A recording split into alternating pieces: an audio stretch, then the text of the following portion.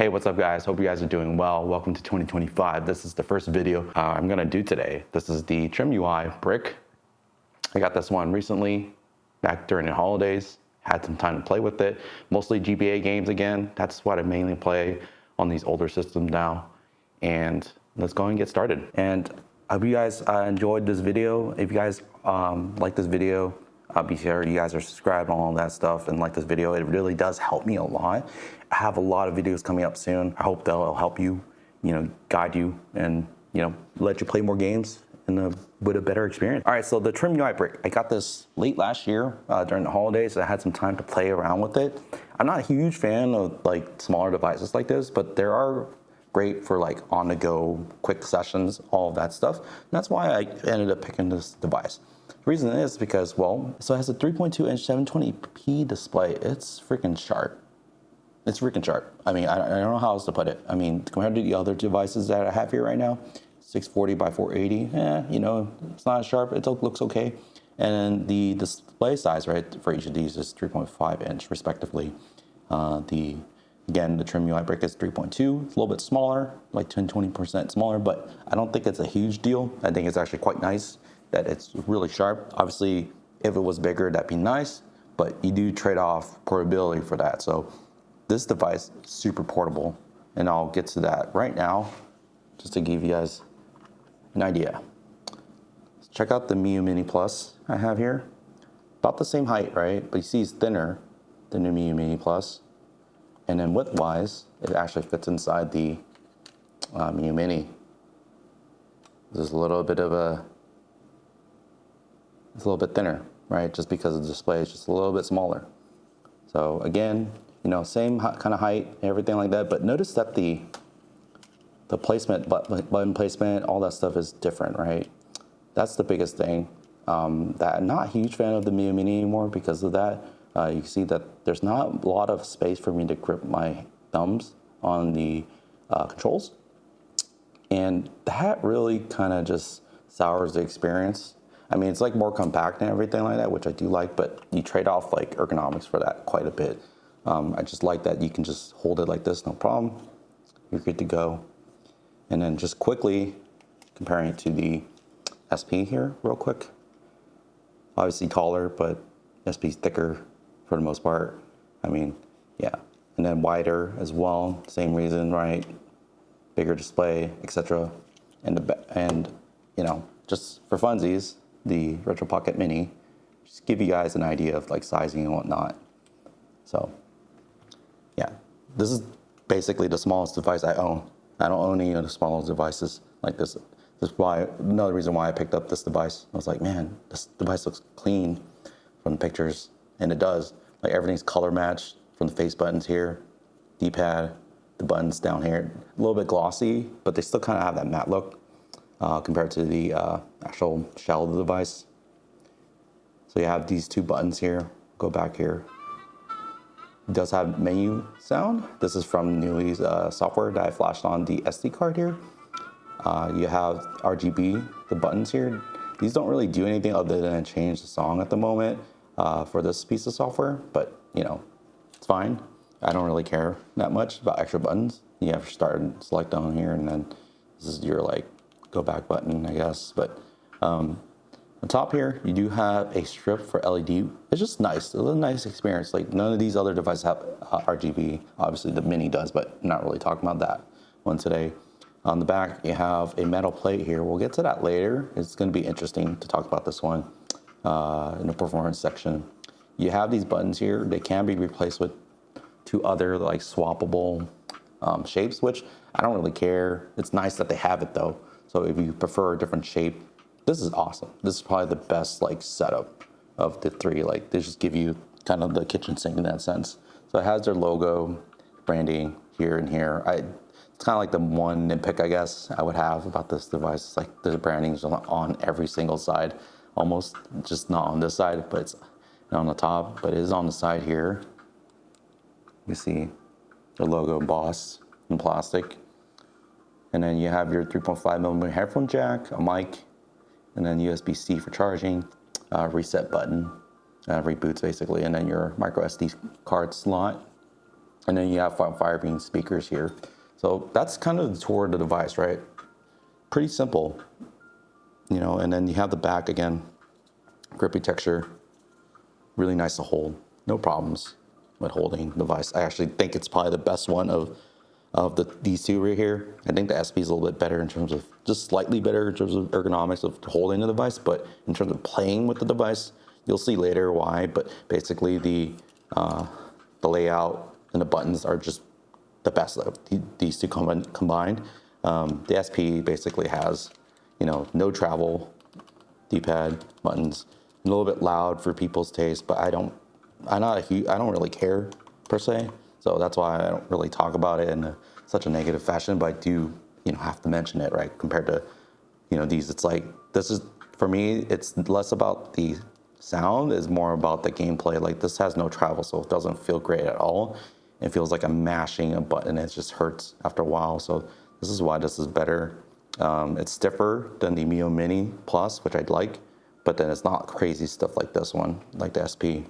So that's kind of the biggest differences there in terms of just the physical aspect of it. Of course, you also have the display, higher resolution, right? That's just gonna beat these two, despite it being a smaller 3.2-inch display. It's just better.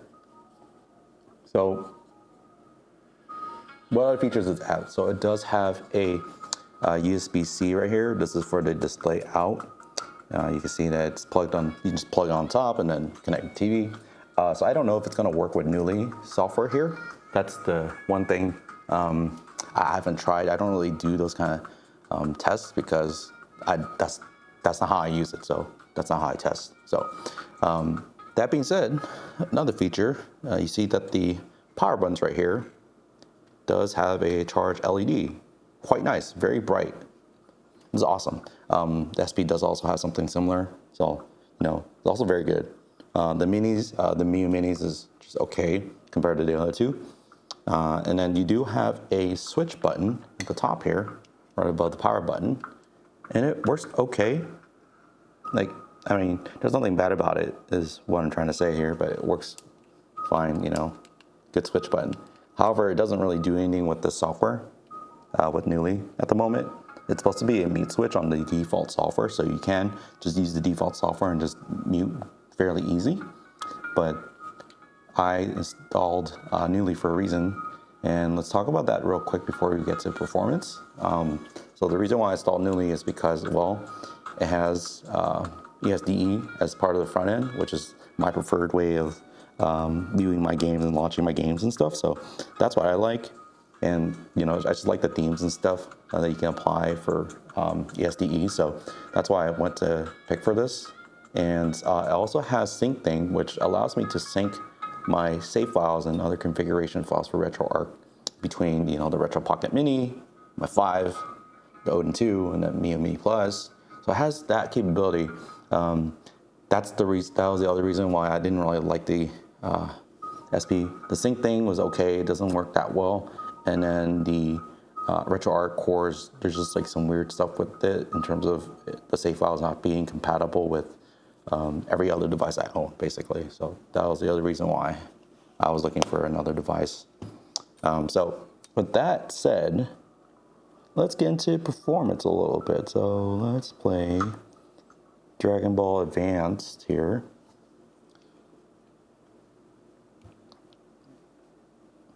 So it loads up. All right, I'm gonna load in a save state real quick. Let's load that. So I've been having this device on for a little bit, and I was playing a game right before I started filming.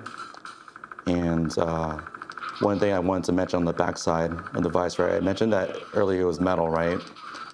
So you can kind of feel it right now. It's a little bit warm. Now, is it like warm, like where I can't like touch it? No, absolutely not. I know some folks on, you know, have reviews that said that like it's really warm and they don't like it and stuff, which is fine. Like that's their opinion, but I don't think it's a huge deal, I guess, as like it's there, you'll notice it. Like right now, I do notice that it's warm, but that's because like I have to talk about it, right? And like if I'm just playing whatever, I just be like, oh yeah, it's a little bit warm, but you know, not a huge deal. I think the biggest thing is like It's a good thing that it is warm because that means like the heat dissipation is good. Because it is metal, so it's going to dissipate the heat better. And I think long term, this is probably going to be that device, right? Because you have the heat just leaving the device quickly, you're not going to have a huge problem with like longevity and all of that stuff. I think compared to these two plastic devices, right, the heat can't really escape as quickly. Especially with the SP, I remember it did have had problems with it overheating, not overheating, but it did have problems getting hot, especially because the battery and the CPU board were basically right on top of each other. So just the heat was just like getting onto each other, and then you have the display like right above that too. So it's one of those like design issues that come up because of the way that the flip was set up. But I do like that this is metal, right? Because that means that the heat can just leave quicker. Now, is it, it's placed in a weird position because, well, that's the only place they could place it because that's probably where the CPU is. You have the display here too. So all that heat just being like pushed out this way, right? So that's the biggest thing. Do I think it's a big deal? Not really. Not really. So that being said, right? Just a little bit of performance for you to give you guys there. So performance is good. Just a little bit thing about that heat, but that's about it. So where does this sit in terms of these two other devices? Would you get it? Should you get it? Well, if you're watching this video, you're probably thinking about getting it. So I would get it. I love the colors that they have. They have a red one, a black one, white one, and then they have the purple. It just looks so cool. The matte finish, just everything looks great about it. I wish they did have like an atomic purple like this one, but I'm digging this like kind of like cool tone purple. I really like the color. It's probably the most unique one. And then you can customize the RGB in the software too. You actually can go here with Newly, you go to RGB settings. You can do the same obviously in stock software, but you can go here, you change the color. All right, now it's like blue. Now it's like pink, purple. So yeah, you can change it to whatever color you want. You just tap on the D-pad and then like you just back out to save. I think you do this. Yeah, you just press B and it goes back. So, look at that. Back is purple as well. The top is purple as well there. It's all purple. Just matching the display now, or the casing. So price-wise, right? That's kind of the biggest thing. Mini Plus has been out for a while, so it has a price competitive advantage there, right? It's been out for longer. It can, lower the price a little bit just because it has to be able to move more units. Same with SP, came out earlier last year, so same thing. It can be a little bit cheaper, but it is going to be a little bit more expensive just in general because it's, just more complicated to make all that stuff there. When it first came out, I think I paid like 80 or 90 bucks. Ambernick charges a lot more for their shipping. But the TrimUI Brick, I think with shipping was like 60 bucks to the US, so that's awesome. And the Mini Plus, I think I paid like 50 bucks at the time, or 55 bucks, around the same price as the TrimUI Brick. So I'm like thinking, man, okay, with these two being around the same price, like if they both came out at the same time, which one I get? For me, no brainer is the TrimUI Brick. The software on the Mini Plus, the Onion OS that you can flash, it's better, I think, than the TrimUI Brick software at the moment. But software can be updated. However, this is something that like you should just take it for what it is today at the time you're buying it, rather than like, oh, maybe in the future it'll be better kind of thing. So just have to compare what's available at the moment. And the Onion OS is actually a little bit better, more feature filled and all that stuff, and more complete in that sense. However, the physical aspect of the devices, right? It's like the D-pad's better, in my opinion. The face buttons are better. The performance is about the same, so it's kind of like a tie in that sense. The display is better. Now the sound, I've been playing this main music for this video, and then also a little bit of Dragon Ball there. You can tell the sounds okay, right? Doesn't sound bad, doesn't sound terrible, but it's not like the SP. The SP actually sounds pretty good, more loud, more full. Same with the Mini Plus. It sounds a little bit more full. So I would say like it's like the Mini Plus is like maybe 10% better, something like that. despite it being only, one speaker on this right side here. So, but I think in terms of sound, that's where it stands. But for me, I don't really play like with the sound on the speaker like this very often unless I'm at home or if I'm on the go. I don't do that because it's kind of, annoying to other people to do that. So I have headphones, I can just plug it in and that solves that. So you may be able to find a deal on these two other devices, and that's fine if you want to get that instead if you're shopping around. I just think the TrimUI is probably the better option at the moment. It's cheaper, gonna be cheaper than this one, I think, for the most part. And you get better display. The battery's obviously a little bit, smaller compared to the SP and the Mini, just because, it's a smaller body. But that doesn't negate the experience. The experience is probably the best of the two combined. So think of like, hey, the TrimUI Brick has like the best of the Mini Plus, but then like, the best compact form of the SP, and the SP doesn't have, a good D-pad or face buttons, but the Mini does. But then the TrimUI has both. So it's like, you kind of mix and match together. Obviously, the TrimUI Brick is not like a flip phone or flip device, but it's very portable, which is why I like the SP quite a bit. It's portable and ergonomics are good. Just the buttons kind of leave some to be desired. This is why it's like, man, this is like great. The buttons are good. It feels right to hold it. It doesn't feel weird like the Mini Plus. Just like not a lot of space here, so that's the reason why. But yeah, I hope you guys enjoyed the video. Let me know down in the comments what you guys think. Are you guys gonna get one? Are you guys gonna get something else? But yeah, let me know also what kind of games should I be playing next on this device just for testing purposes. And yeah, but with that, I will talk to you guys later, and peace.